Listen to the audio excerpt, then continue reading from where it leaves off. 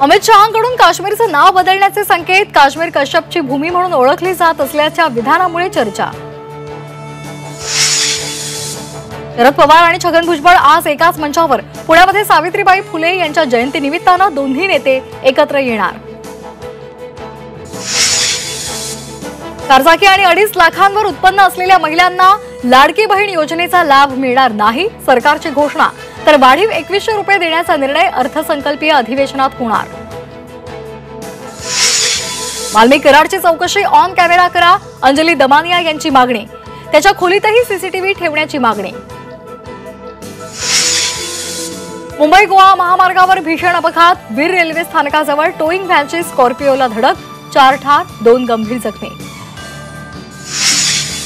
तर महाराष्ट्रामध्ये थंडीचं पुनरागमन, नाशिकमधला पारा घसरला, पुढचे 5 ते 6 दिवस थंडी आणखी वाढण्याचा अंदाज।